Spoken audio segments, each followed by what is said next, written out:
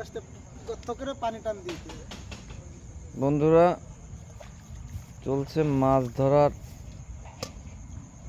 প্রস্তুতি। একটা নতুন ফিশিং ট্র্যাপ, জানি না আসলে কিভাবে মাছ ধরবে। এখানে প্রচুর মাছ, দেখেন কিলবিল কিলবিল করতেছে এই জায়গায় মাছ।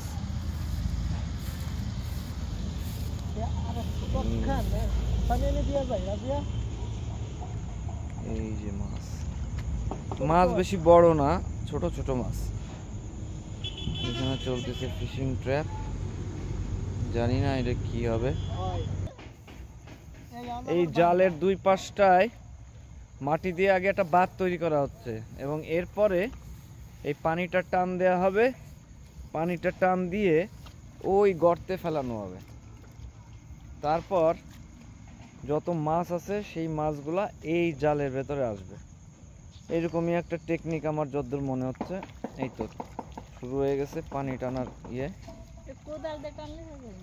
এবং আমার মনে হচ্ছে যে এই যে প্ল্যানিংটা এ নিচে পুরো উল্টো হওয়ার চান্স আছে, কারণ ওই সাইডটা উঁচু আছে, পানি খুব বেশি টানবে এটা আমার মনে হয় না।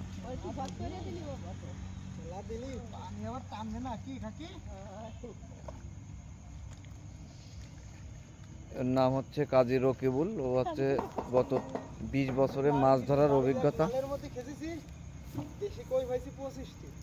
এই যে মিথ্যে কথা প্রচুর বলে ও, আবার দেশি কই পাইছে 25টা, এটা আমরা শুনতেছি।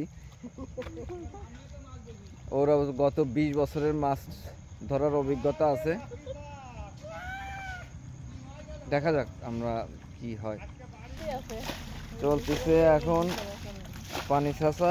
এইখানকার এই পানিটা এখন ছেঁচে ফেলানো হবে। দেখি আমরা ঘন্টা 3 ভিতরে পানি ছাঁচার কোনো বন্দোবস্ত হয় কিনা।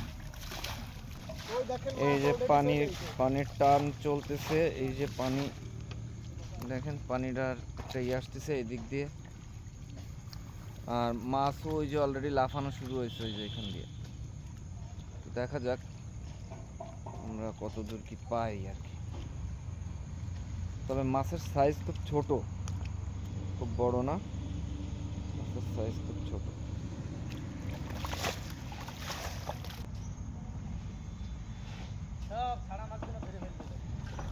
মাছ দৌড়ে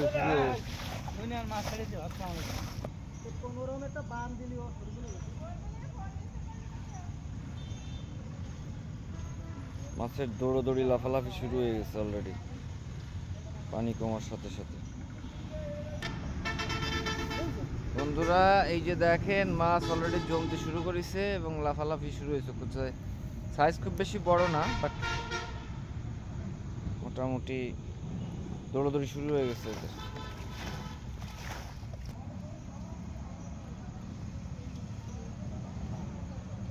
এখন ধরা চলতেছে, নেটের উপরে বেশ কিছু মাছ জমছে, সেটাই এখন তোলা হচ্ছে।